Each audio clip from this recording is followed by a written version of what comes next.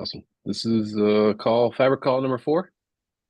Pretty focused on the constraints API, and Jason will give more context, but some of this was just rethinking a bit of the early designs we had put in place and teams were building towards, just given the developments in the market and some feedback we got and just some practicalities we're up against. Jason will go through that, but before we get started, we'll also give some updates around the URC, and I just want to give a special thanks to the Interstate team for getting a good chunk of the URC audited and for funding that. We actually got some really solid feedback, a couple, I'll say, critical issues that we hadn't thought of that they had, and so we fixed that. And then the Open Zeppelin team also did some optimizations, and they have a long history of smart contract development. So some of this around gas savings and things like that just make it way more practical. So thanks to both those teams. With that, I'll turn it over to Jason. So thanks, Drew. So, all right, yeah, this one might be more contentious than the last one, but we're here to kind of debate and arrive at an answer, hopefully. But before that, just, yeah, the fast updates, mostly here, so you can revisit the slides. There's some more added to the composability series, this time sort of connecting everything back to base sequencing. There's an updated version to the Ditto research called RAID, influenced a lot by Lynn's work with EIP 7917. So yeah, like Drew mentioned on the URC, we have an open PR that we're hoping to merge by the end of the week. So anyone interested, please review. There's been some changes, mostly around optimizations, around the main operator struct, as well as some kind of modifications to how slashing penalties work for equivocation and during registration to prevent some of the griefing attacks that they found during the auditing. So those are all in the PR. Upcoming after this, we're going to start focusing on the commitment specs. So there could be some minor changes to the structs used in the URC as well, but that's kind of outside of the core logic. All right, so yeah, now onto the constraints API. I kind of touched upon this a little last week. I'll try and give a little bit more context, but really there's kind of this fair exchange problem that exists right now in the current specs where proposers are trusting gateways. Gateways can arbitrarily withhold some of the constraints and not post these to the right endpoint, making them available to the proposer. And as a result, proposers can still verify valid proofs when submitting their headers, but the proofs are not sound because they don't contain all of the constraints, and that could lead them to get slashed even though they verified a proof. And so what that means is really you trust the gateway to submit everything, and the only way that proofs are valid is if the gateway is honest. And so really we're not getting much security added by the proofs, but we're getting a lot of complexity and adding latency and all of these things. So what we really want to do is have a way for gateways to be held accountable here is one idea, and that would involve them signing off on the actual headers, kind of attesting that the block satisfies all of the commitments that they made and all of the potential constraints that they issued. But we'll see in some of these, you don't even need constraints. Okay, but yeah, this, I'll probably come back to the slide just as a reference. This is kind of what the constraints and commitments API look like. I guess it's a little confusing because it's called extended move boost in this picture. The blue and the green ones are both constraints API. Okay, so the first option, we can add an extra relay endpoint. And so what that would look like is after the builder posts the block with the proofs, a gateway would be able to get that block, verify the proofs, sign off on the block, and then the relay can send that back to the proposer. So this guarantees the gateway checks off on everything, produces a signature, and then if there is slashing, you use that gateway signature to slash the gateway. But the main drawback on this design is already adding proofs kind of adds this extra latency. Adding proof verification adds latency when relays normally do things optimistically. We're adding another path, like more stuff to the critical path here. So it's not very efficient. It also requires changes to the specs, but that's kind of not the big problem. It's mostly on communication costs. So maybe I could pause between, because there's 5 of these, if there's questions, and then we can circle back.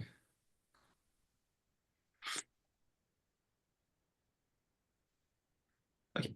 I mean, based on some of the in feedback. general, I think this design makes a lot of sense of kind of leaning on the gateway. This is what I had in mind originally, and I agree with you that verifying proofs doesn't buy you anything. So basically, there's the 2 types of failures, right? There's the safety failures and the liveness failures. If the header is signed by the gateway, then all of the safety failures fall on the gateway. If there is no signature, then of course, yeah, the safety failure will fail on the proposer.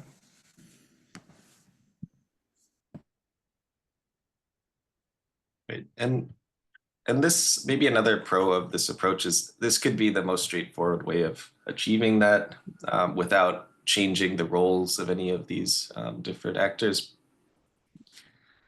Just, yeah, the trade-off here is costs and latency. So there's other ways to achieve this. So if gateways and builders just were one entity, then you don't even need to generate proofs. Like the proof that you generate is just a signature.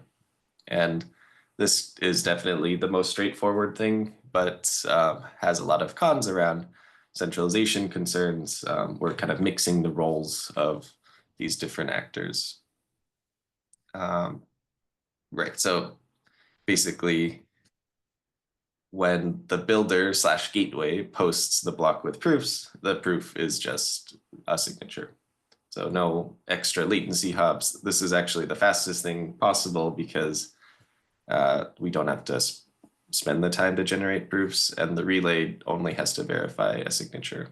Or they could kind of optimistically forward that, and the proposer just has to verify a signature.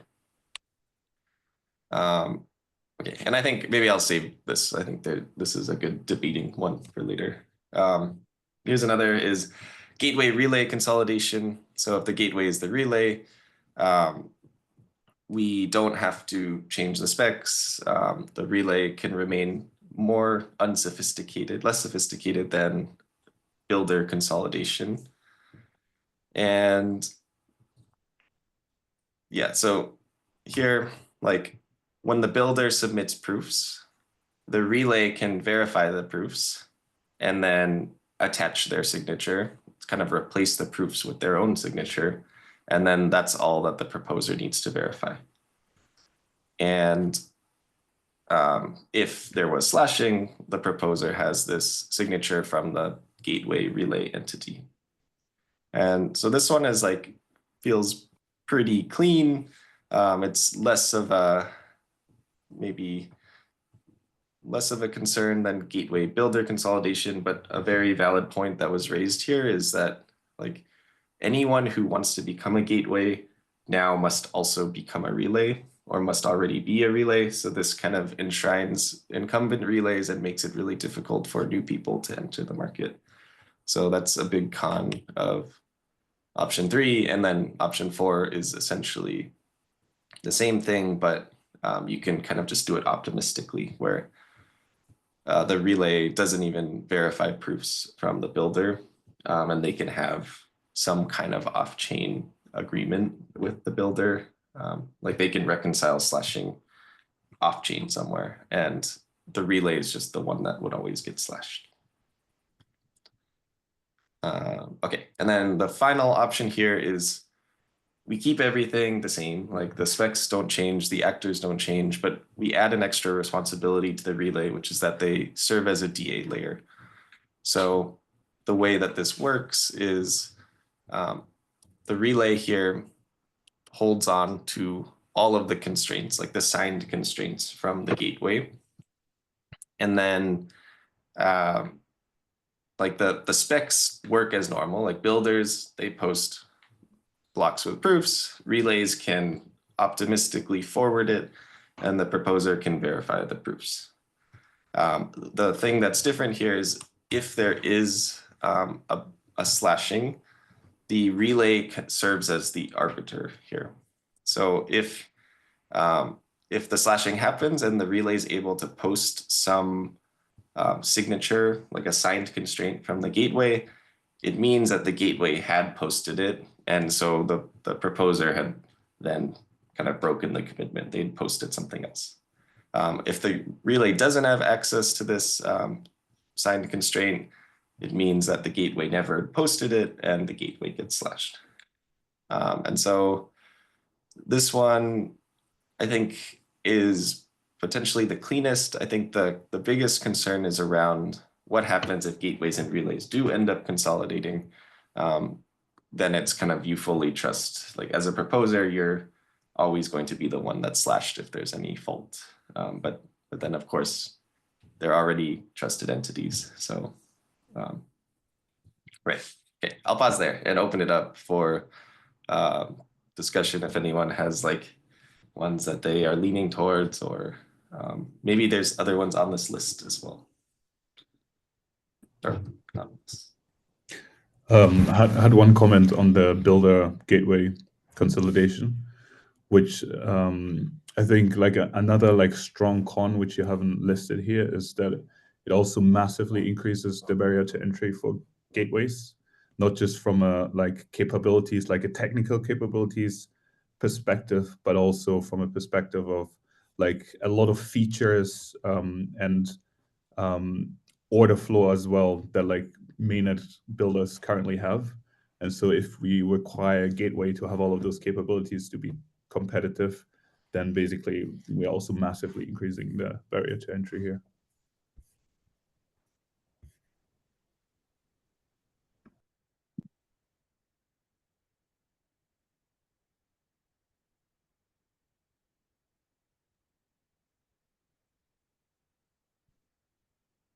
Yeah, and maybe for me, more of a question. Like, I think from my reading through this, like the relay as a DA layer, the option 5 sounds most interesting to me or doable. But I'm still curious if you, Jason, can maybe distinguish it a little bit more clearly from option 3, because I feel like I don't have entirely crisp how that plays out differently exactly. Right.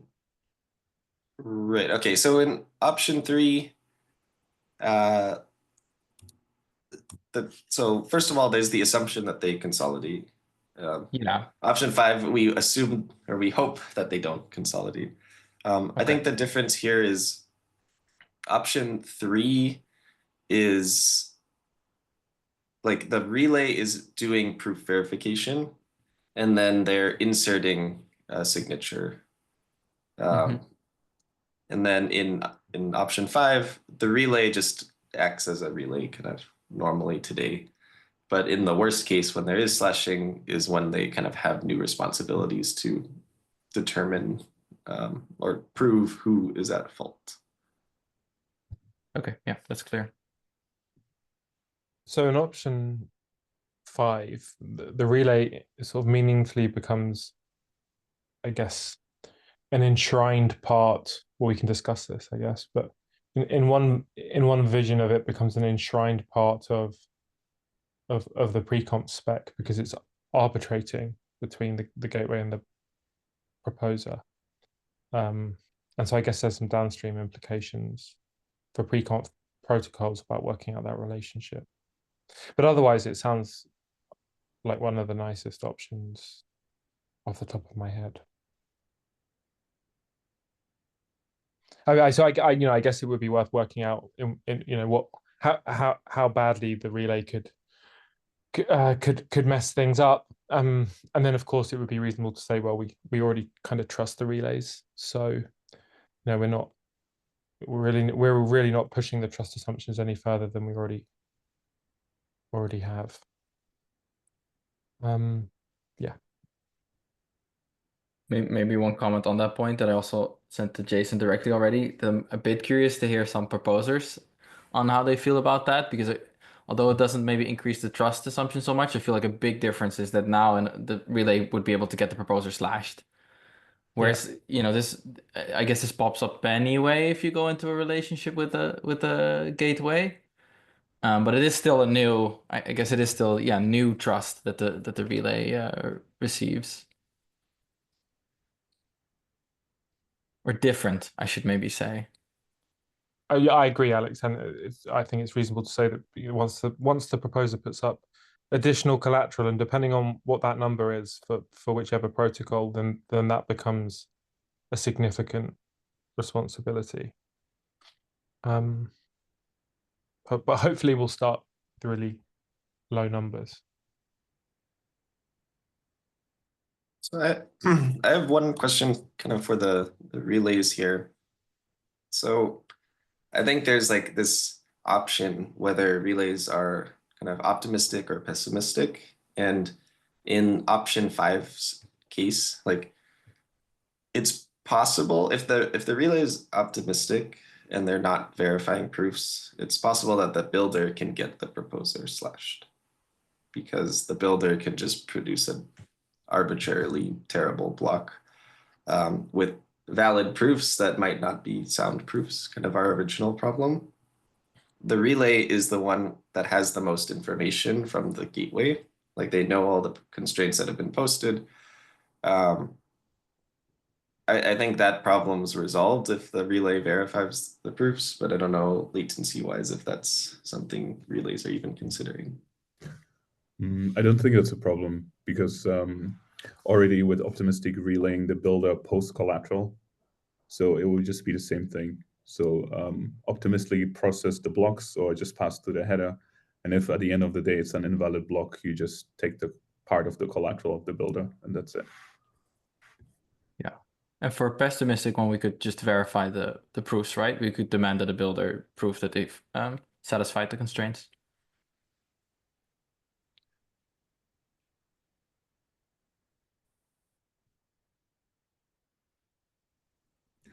And yeah, I think also like from like our perspective, option 5 is the best. So both because it doesn't require like any vertical integration, it like keeps the, I guess, the barrier to entries for this new actor that's gateway low. And like I guess a beautiful side effect of like this whole gateway thing was that there's like a new entity that's now co-creating the block. So you kind of have like collaborative block building sort of baked into this protocol, which is quite nice. So you maintain all of those properties.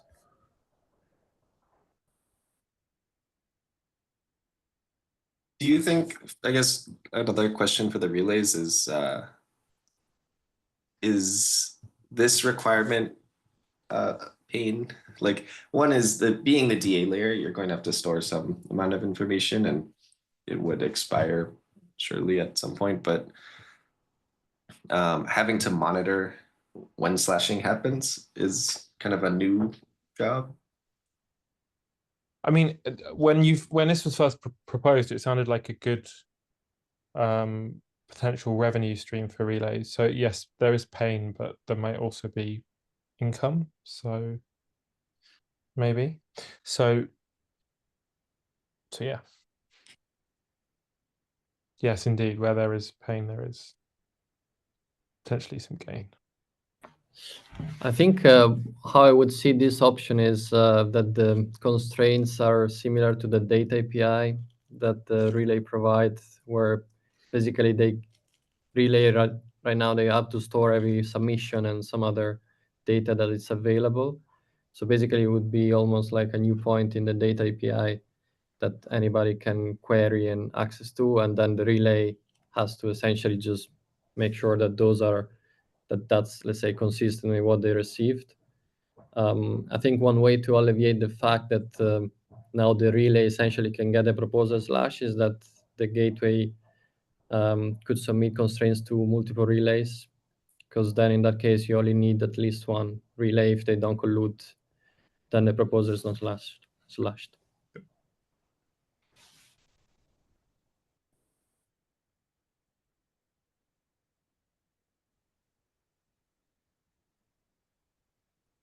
Just There's do obviously any of some. the. Go Oh, ahead, sorry, Max. Drew. Sorry. Oh, I was just gonna sort of thinking about pre-conf protocol design, and I'm way out of my depth here, but I mean, gateways will be selected in advance, but presumably there needs now to be a steady relationship between a gateway and a relay for this to work out, and for the proposer to know which relays they can use with which gateway for which pre-conf protocol, so that all of these assumptions about data availability hold true, and those just need to be thought through. Why the relationship between gateway and relay? Well, because the relay has to make sure that they've got everything, and the gateway has to send it all, right? But that's more like I support like this, let's say the constraints API and all the support them, specs, yeah. right? So as long as like a relay supports optimistic, for example, then every builder that wants to use the optimistic feature doesn't need to have like a special relationship normally. So you're saying is provided so if the proposer, okay, fine. So if the proposer is using a relay and the relay supports it and the gateway supports it, that would be enough. Yeah. I'd like to test that a bit, but okay, maybe that's reasonable.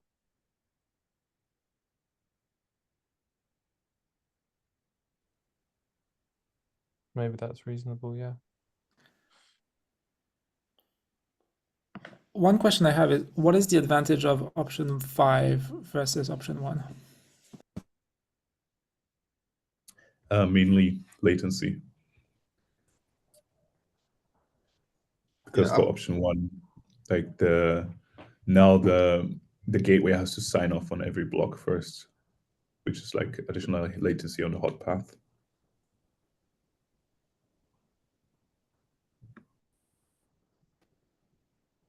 I see.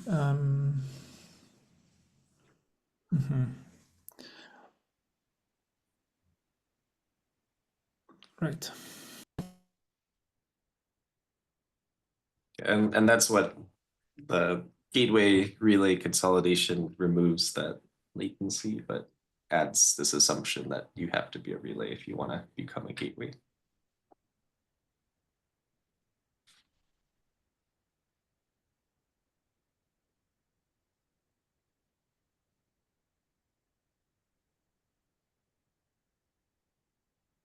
I guess maybe putting some proposers and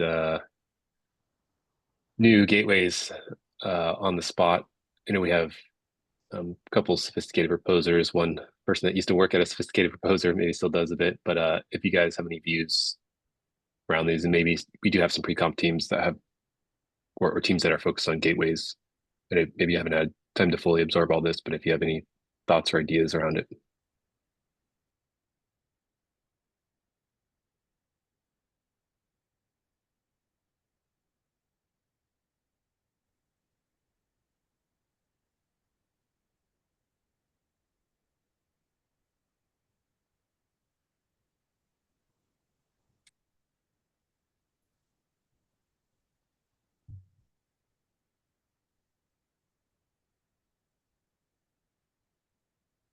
How much awkward silence can I have? It sounds like option 5 is the default. No, I'll ping you guys after, see if you have views, but Drew, I was going to say on the ETH gas side, so we'd like to have a more formal opinion, I guess, here. We've just all been sick the last like 5 days, but we'll confer internally and come back to you guys.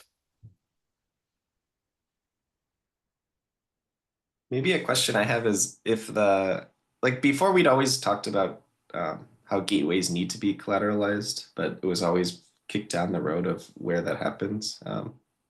Now that is kind of required by this.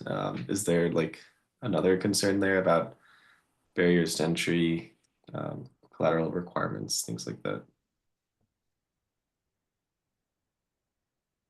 I don't imagine there being barriers necessarily.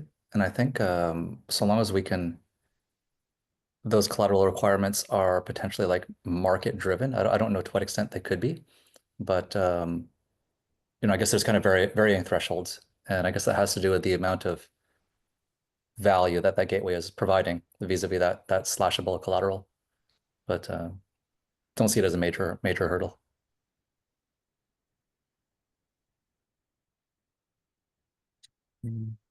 Also, maybe I'm missing something here, but on option 5, like I'm just trying to imagine a malicious gateway that would provide multiple sets of constraints to relays, where relays get like different pictures between each other, where the proposer is, ending up in a tricky spot if it gets different headers from different relays with different sets of constraints, and it puts one of them on chain, and then does the proposer become slashable? Like maybe I'm missing something here, but and I could think about this offline as well. Just curious if somebody already thought about it.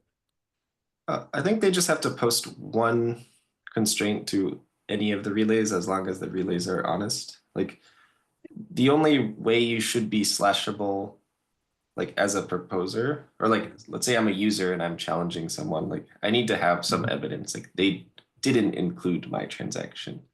And if none of the relays received a signed constraint from the gateway that was telling them to include that transaction, then they would get slashed.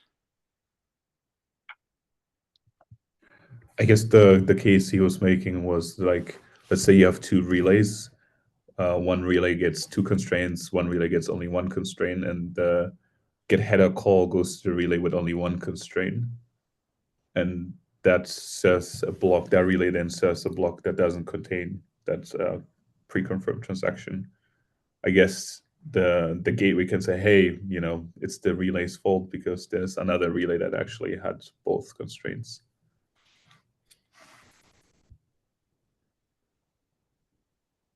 Yeah, or it's the proposer's fault when it's really not. I guess one point would be that if you can get from the relays two constrained messages for the same slot, for the same gateway, but they're different, then you could slash the gateway. So like almost like an equivocation. Yeah, that's nice.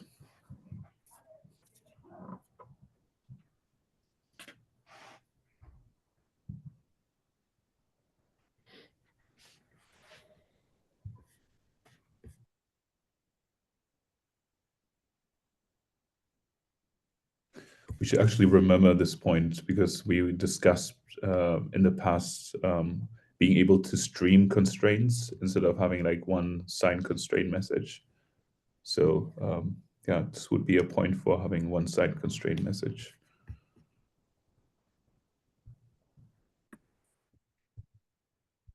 Right, the picture, oh no, it does have it. Yeah.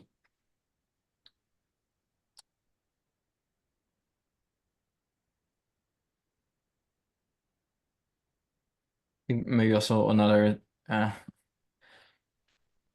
point that I'll throw out there is like I'm wondering now if relays become a little bit gatekeepers of gateways if we go with this design, like if it works really well and gets adopted by the proposers.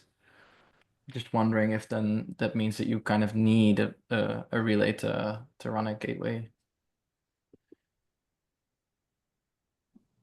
Something I'll think about myself. That yeah, I'm not sure I see a way that you can run a gateway that proposers delegate to without relays agreeing to do so. Why would they have to agree, the relay? Like, but I guess it's like the way I see it is the relay have like these open endpoints, and then the gateway can post constraints. And as long as you have the right to post constraints, someone delegates you, only the relay shouldn't be able to do anything about it. Right. Yeah. No, that makes sense. So I guess since the ETHCast guys are here,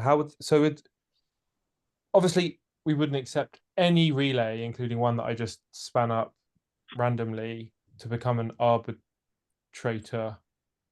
Right. So in some way, there has to be a relationship between the pre-conf protocol and the relay, or the gateway and the relay, in order to accept a gateway being slashed.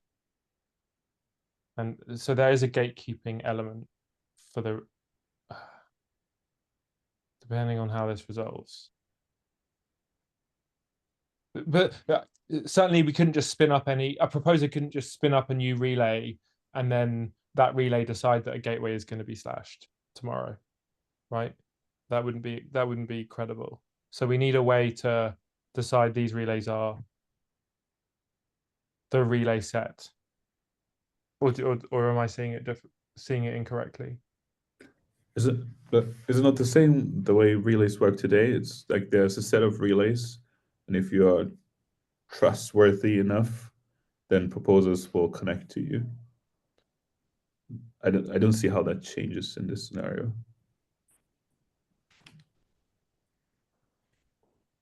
Well, we're imbuing the relay with more power, right? Which is to get potentially at some stage a significant amount of Ethereum slashed, and that slashing could happen such that the gateway loses that amount. I guess you can argue nowadays relays can take collateral from builders and misbehave, but I think I need to see it sketched out with a bit more detail to understand if this is. Max, are you talking about like when like the arbitration is happening like in a smart contract? Like, Yeah. I think that could be permissionless slashing still, because you just expect that someone has a signed constraint message. I guess just like the URC, we're gonna run into these annoying issues about like self-slashing being an issue to get around penalties. But if it is permissionless like that, but in that case, it doesn't matter if like an L1 proposer decides to just spin up a relay on the spot. What matters is that they got this signed constraints message from the gateway. Yes, but they can claim that they haven't, right? I see the point actually. So if a relay hasn't doesn't a relay have to sign the constraint message themselves as well, that they received it? Otherwise, anyone can post that constraints message, including the gateway, right? So like a trusted entity, i.e. the relay, will have to confirm that, okay, I saw this message. So then for that to be valid, the number of relays that are actually credible enough to sign these messages, I guess, would have to be approved by someone. Yes, someone has to. Someone has to. Yeah. Agree. Yeah. And I guess it could be part of like a proposer delegating, let's say, to a specific gateway to actually issue these commitments, and then saying these are the relays that I trust as a DA, for example. yeah. Kubi, on the topic of latency, is it fair to say that you know the sophisticated entities can all be collocated, and so it's low latency. On the other hand, for the proposer, you have to send a large payload, potentially the proofs, and also the proposer might be running on a Raspberry Pi, and verifying the proofs might be slow, and so the latency might actually be worse in option 5 than option 1.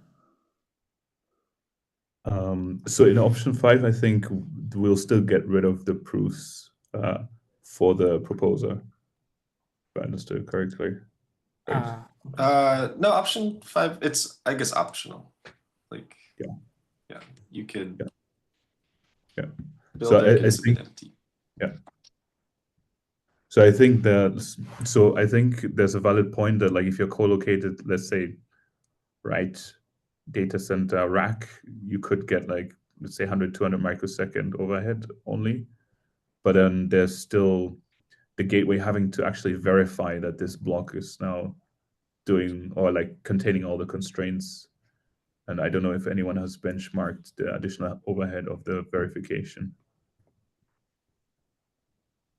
I mean, one way to do it would be, sorry, I was a bit distracted. I apologize if it was already discussed, but basically there's an untrusted relationship between the gateway and the builder itself has collateral, and if something goes bad, well, sure, the gateway gets slashed first, but then they get refunded from the collateral from the builder. So does that make sense? So if the builder signs on their block, they're promising that the constraints are satisfied, and then with the signature from the builder, the gateway will go sign because they know they're insured because they have collateral from the builder. And so now they don't have to re-execute everything. But then how do we, so for example, if the gateway was malicious and didn't post all the constraints, so the builder actually built a block according to all the constraints they received, the gateway signs off, then basically the gateway can, instead of griefing the proposer, grief the builder, right? Well, how would they grieve the builder? Because the builder would only be slashable for the blocks that they signed, and they know exactly what they built. And what they Yeah, signed. yeah. So I guess how would the builder prove that all the constraint? Oh yeah, because they have to be. They don't need to. It's optimistic. So they sign on the fact, on the promise that it is correct optimistically, and they have collateral.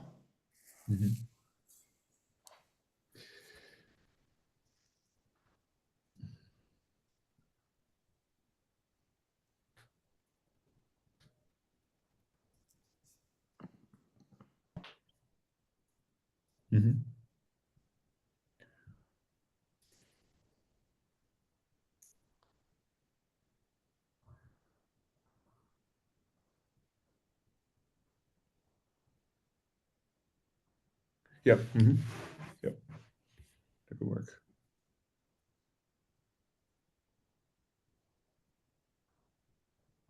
So then the message passing will just be signing off on the header. That's it, yeah.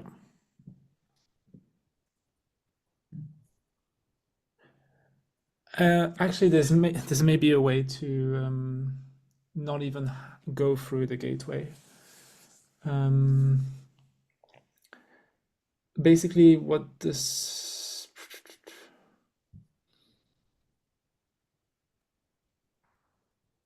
I'm just thinking out loud here, but maybe the slashing bytecode in the URC would, well, in the preconf would say, hey, as a gateway, these are the builders that are collateralized, and so go slash them directly or something.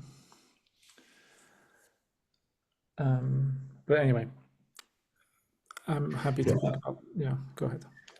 Yeah, I was just wondering if the builder never got all the constraints. Yeah, actually that works now. Yeah, never mind. Yeah, because still works. I mean, they would sign on the constraints that they received from the gateway, on the hash of the constraints, I guess.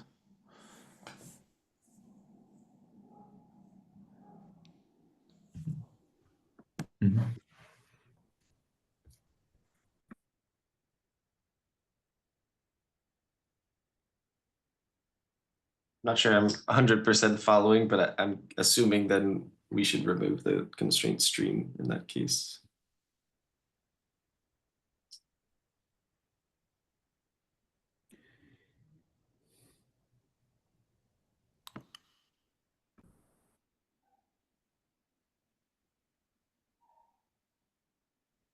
Constraints from where to where? Or just like if we want the builder to sign off on like all of the constraints that they received, I think it'll be a lot simpler for these contracts if there's like one signed constraints message instead of this stream of constraints.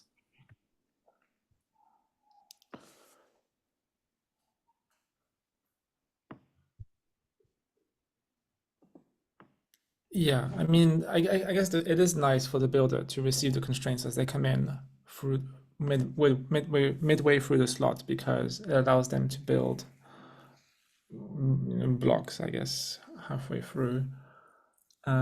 And if the constraints are kind of a hash chain where every constraint points to the previous constraint, then just signing the last one is sufficient.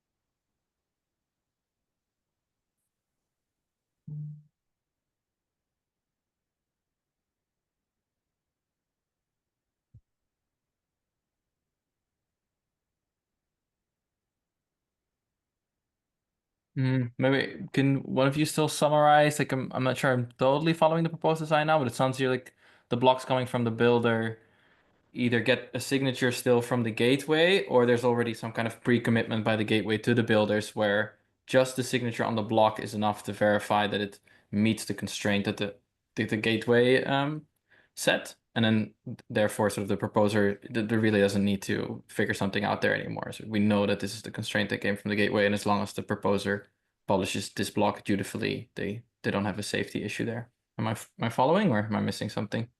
Misunderstanding?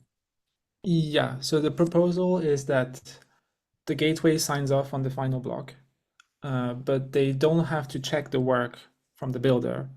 They just request a signature from the builder, making a promise, a pre-conf, if you will, that it's indeed respectful of the constraints. And if it happens to not be respectful of the constraints, then what will happen is that first the gateway will get slashed via the URC, but then the builder will have collateral to refund the gateway.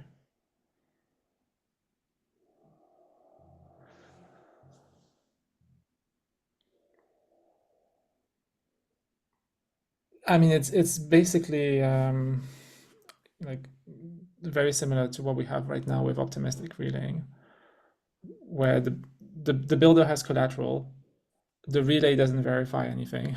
They just pass it along, and if something goes bad, then the collateral is used to refund the affected entity, which in this case is the gateway.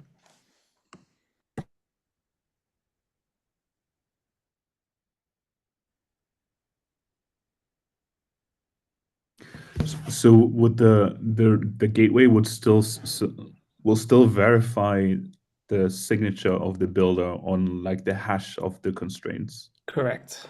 Yes. So this just a lighter verification. Yes, exactly. Yeah. Mm-hmm.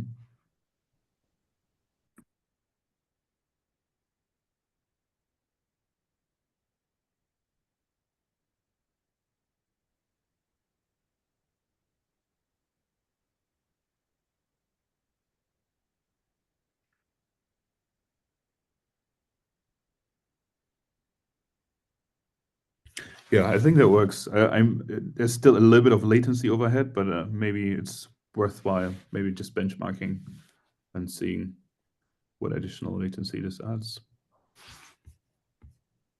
But definitely lighter and quicker.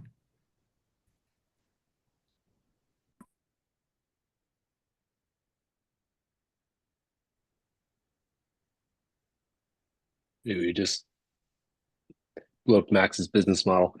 On that note, yeah, I think it'd be good if we can start getting some of the stuff implemented alongside the URC and testnets to start sort of building this all out. We had Helder, but I think we're getting a new one set up. Kibby, I don't know if you guys have an update on that. I think the problem with Helder was there were a lot of validators that opted in and they are no longer around. So a lot of missed slots, but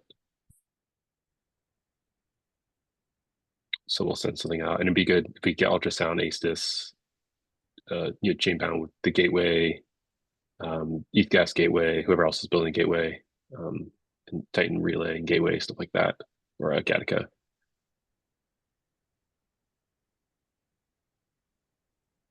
Our team is willing to do that, I guess, make a commitment on the call to work towards that. Yeah, for sure. So I guess on our end, like we have been like experimenting, testing gateway performance on like a persistent DevNet at the moment. So happy to like migrate some of the infra to like I guess a formal Fabric testnet, the next one.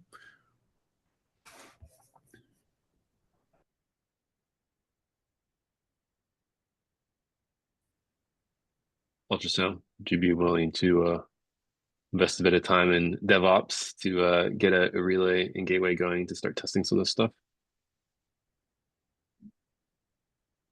I think so. I have to say, like, I'm a little bit hesitant. Like, I want to ask, like, and who's gonna use it? Like, because that is if we're gonna test it, it would be great if there's some kind of like a road towards, yeah, the person who's actually gonna use it.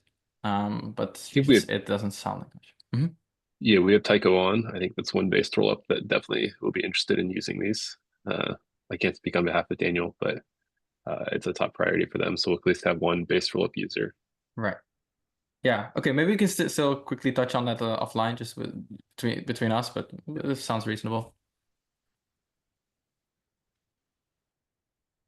Well, Zoom Aces is in. They're already suggesting definite names. Oh yeah, yeah. You send us some money. Yeah, of course we're happy to help. And maybe to do the stamp of approval, of course, like long term, anything that Fabric standardizes, we want to support. I think the only question is how quickly. And could be the gateway stuff you guys are working on, is that alongside their teams? I don't know who else. I think we're gonna have you guys present like the overall gateway stuff that's happening at the next call, but I don't want to put like Chainbound and others on the spot. Yeah, so Chainbound is actually also part of that. So ultrasound team and the ASTIS guys as well. Okay, so they should have a good amount of gateways. Right. And yeah. Is there a reason we can't do this on Hudi? Yeah, I guess the idea behind like a new DevNet or testnet would be controlling enough of the validators. If we use any of the public DevNets or testnets, then it becomes an issue in terms of iterating, like commit boost, anything on the validator side. Yeah. Fine. Like opt-in, all of those things can be tested. Or actually, another it question, can be Kubi. tested, but it will be much slower. Yep, sorry. Yeah, because we're already running the base OP stuff. Like, are those combinable? Maybe somehow. Is that going to support these APIs as well, or? So that is currently only L2, but at the moment. Okay. Meanwhile, this is like on the L1. But like, I guess the idea would be to like transition this like to be compatible. Yeah, if we could make it a branch or something like that on that. I don't know how feasible that is. I haven't looked at it technically, but that sure would make it a much easier lift for all of us to just do together instead of, yeah.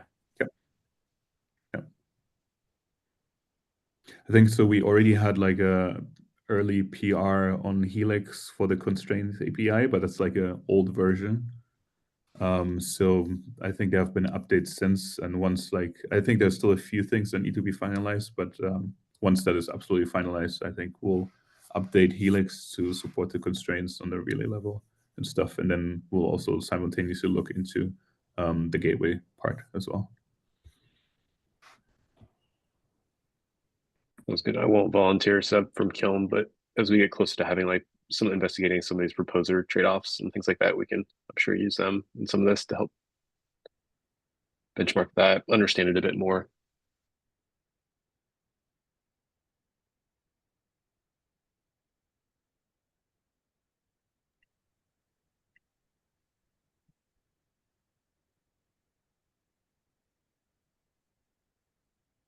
Awesome. So we'll have notes. It sounds like there's kind of like a sixth option that Justin has proposed. We'll add that to the doc. You wait a little bit of time. I'll ping people in the background to get feedback and thoughts once it's all fleshed out, and then we'll somewhat sprint towards a DevNet. And I don't want to set a time, but like I would like to get this into Hoodie, in the next few months, and so we'll kind of work towards that. But at least with the DevNet, we should be able to really firm up not only the URC but the constraints, and then I think the commitments will be lower hanging fruit. So maybe we can even get that in place, and in a DevNet with multiple teams working on that, and then start to push that towards Hoodie. And then pre-comps landing for Tycho, by ECC or something. I don't know.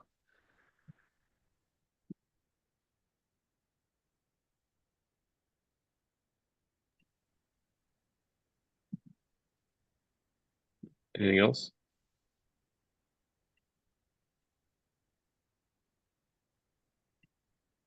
Okay. Thank you all. Stay positive out there, even in spite of the tariffs and the actions in the markets. But good time to build. So thank you all, and until next time. Thanks, See guys. you.